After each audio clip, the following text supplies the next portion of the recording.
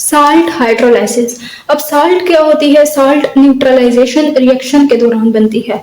Neutralisation reaction में क्या होता है? एसिड और बेस आप इसमें रिएक्ट करते हैं और क्या बनाते हैं? Salt and water.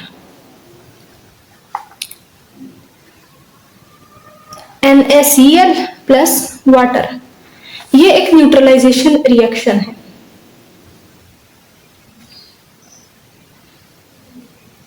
रिएक्शन। अब इस रिएक्शन में क्या हुआ है?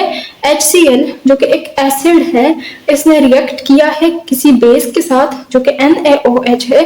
तो रिएक्शन के नतीजे में HCl से एनाइन आया है और जो बेस है उससे केटाइन आया है। दोनों आपस में रिएक्ट करके क्या बनाया है? इन्होंने साल्ट NaCl और साथ में वाटर बनाया। अब हम पढ़ेंगे साल्ट की हाइड्रोलाइसिस। हाइड्रोलाइसिस का मतलब होता है break down in the presence of water. जैसे सोडियम क्लोराइड एक साल्ट है और साथ ही साथ एक आयोनिक कंपाउंड है जिसमें सोडियम के ऊपर प्लस का चार्ज है और क्लोरीन के ऊपर माइनस का चार्ज है। इसको जब पानी के अंदर डालेंगे तो क्या होगा? पानी इसकी हाइड्रोलाइसिस करवा देगा, यानी ये पानी की मौजूदगी में इसका ब्रेक डाउन हो जाएगा। पानी इसका सोडियम आयन अलग कर देगा और क्लोराइड आयन अलग कर देगा। अब ये दोनों आयन भले ही इनके ऊपर प्लस और माइनस चार्ज है, ये एक दूसरे के साथ जुड़ नहीं पाएंगे क्योंकि ये दोनों आयन्स सराउंड हुए हुए हैं पानी से।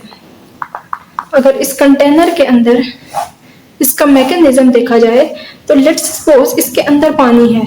पानी के अंदर अगर हमने NaCl डाल दिया जो कि एक आयोनिक कंपाउंड है तो क्या होगा? NaCl पानी सेपरेट कर देगा एक दूसरे से और सोडियम आयन और क्लोराइड आयन दोनों को पानी सराउंड कर लेगा।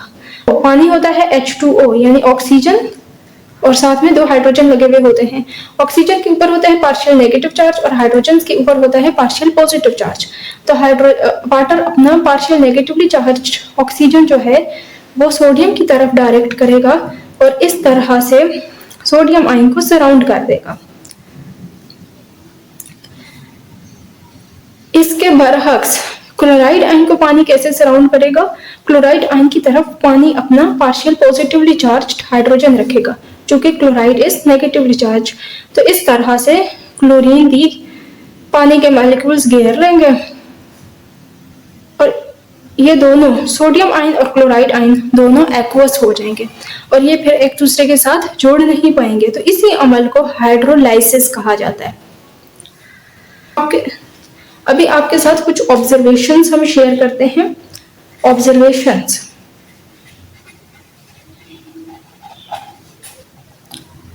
पहली ऑब्जर्वेशन क्या है कि aqueous solution of ammonium chloride turns blue litmus red. Aqueous solution of ammonium chloride turns blue litmus red.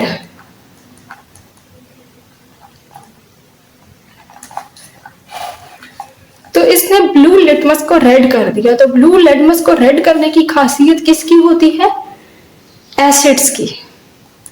Acids की। तो इसका मतलब है कि अमोनियम क्लोराइड इज एसिडिक। तो इससे हम ये इन्फर कर सकते हैं कि अमोनियम क्लोराइड एसिडिक है। दूसरी एक ऑब्जर्वेशन है solution of potassium carbonate turns red litmus blue. यानी पोटाशियम कार्बोनेट जो है वो क्या है? बेसिक। क्योंकि रेड लिटमस को ब्लू में कन्वर्ट करने की खासियत बेसिस की होती है। फिर एक तीसरी ऑब्जर्वेशन है कि एक्वस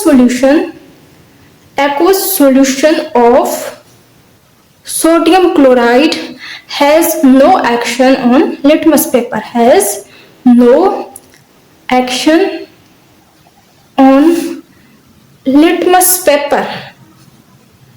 यानी सोडियम क्लोराइड का जो एक्वस सॉल्यूशन है वो न्यूट्रल है।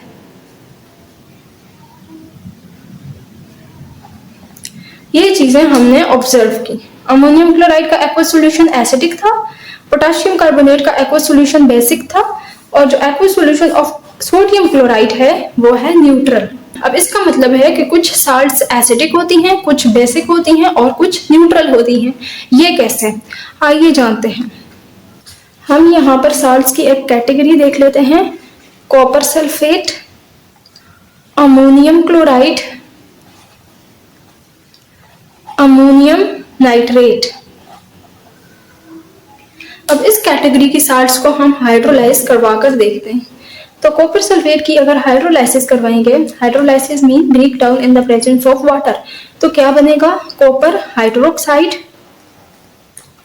और साथ में सल्फ्यूरिक एसिड। अगर इस इक्वेशन को बैलेंस करें तो यहाँ पर 2 मोल्स ऑफ वाटर आएगा। अब इस रिएक्शन में ये एक बेस बना है और ये एक एसिड बना है। This is base and this is acid. अब बेस जो है इधर वो वीक है, बेस यहाँ पर क्या है, वीक, और एसिड है यहाँ पर स्ट्रॉन्ग। तो इसका इफेक्ट डोमिनेट करेगा, इस एसिड का जो इफेक्ट है वो डोमिनेट करेगा ओवर दिस बेस। तो इसके रिजल्ट में सॉल्यूशन की पीएच जो है वो लेस देन 7 हो जाएगी। तो हम कह सकते हैं कि ये वाली जो पर्टिकुलर साल्ट है ये क्या है, एसिडिक। इसके बाद हम सेकेंड साल्ट की हाइड्रोलाइसिस देख लेते हैं, जो कि है अमोनियम क्लोराइड। अमोनियम क्लोराइड की अगर हाइड्रोलाइसिस करेंगे तो इसके नतीजे में अमोनियम हाइड्रोक्साइड बनेगा और साथ में बनेगा HCl। तो अब ये जो अमोनियम हाइड्रोक्साइड है ये बेस है, दिस इज वीक बेस, और HCl जो है वो स्ट्रॉन्ग एसिड है। तो HCl का इफेक्ट डोमिनेट करेगा over this weak ammonium hydroxide. Overall solution is acidic. इसके बाद हम देख लेते हैं हाइड्रोलाइसिस ऑफ अमोनियम नाइट्रेट।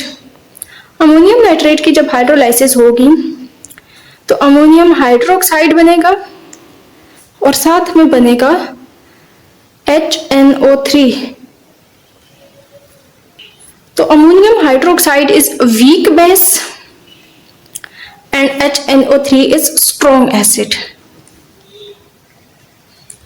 तो इसका जो सॉल्यूशन है वो क्या होगा, सॉल्यूशन इज एसिडिक।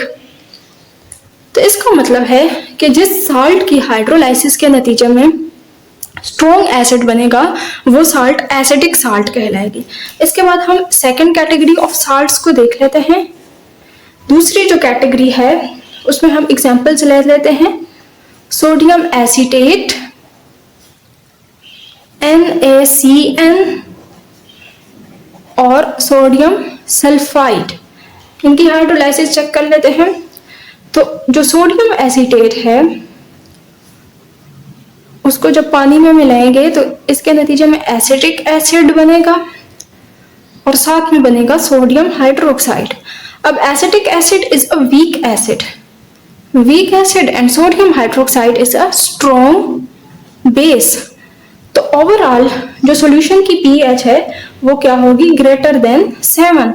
तो solution will be basic, will be basic। हम NaCN को अगर देखें तो NaCN की जब हाइड्रोलाइसिस होगी तो सोडियम हाइड्रोक्साइड बनेगा और साथ में बनेगा HCN। Again sodium hydroxide is strong base और HCN is a weak acid. तो वीक एसिड का असर जो है स्ट्रॉन्ग बेस खत्म कर देगी। तो overall solution will be basic. Overall solution will be basic. Next हम देख लेते हैं Na2S सोडियम सल्फाइड। इसकी जब हाइड्रोलाइसिस होती है तो क्या बनता है, sodium hydroxide plus H2S। Equation को अगर बैलेंस करेंगे तो इधर 2 मोल्स ऑफ वाटर लेंगे, तो एक सल्फर इधर एक सल्फर इधर, इधर हम 2 लगाएंगे तो 2 सोडियम इधर 2 सोडियम इधर और 4 hydrogen, 4 hydrogen. Equation is balanced, so it is strong base, sodium hydroxide is strong base and H2S is weak acid. Weak acid, तो overall solution will be basic. इसके बाद हम जो न्यूट्रल साल्ट्स हैं उनकी कैटेगरी देख लेते हैं। यहाँ से हमें वाजे हो गया कि जिस साल्ट की हाइड्रोलाइसिस के नतीजे में स्ट्रॉन्ग बेस बनेगा और वीक एसिड बनेगा तो ओवरऑल वो साल्ट क्या कहलाएगी, बेसिक। ओवरऑल अब ये वाली जो साल्ट्स हैं ये कहलाएंगी बेसिक साल्ट्स।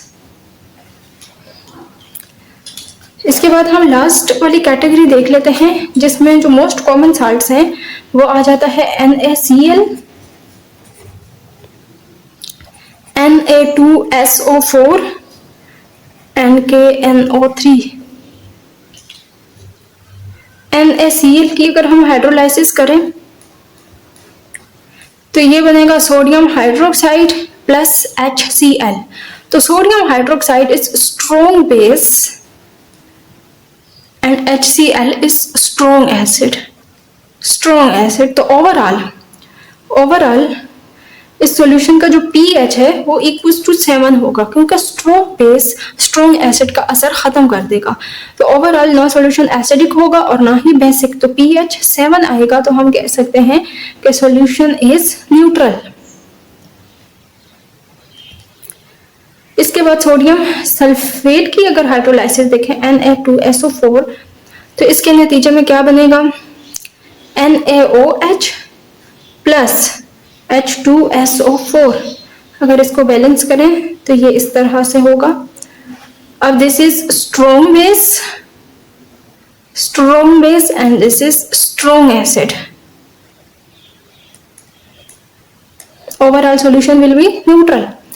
आप पोटाशियम नाइट्रेट की अगर देख लें तो पोटाशियम नाइट्रेट की हाइड्रोलाइसिस के नतीजे में बनता है potassium hydroxide plus HNO3 nitric acid.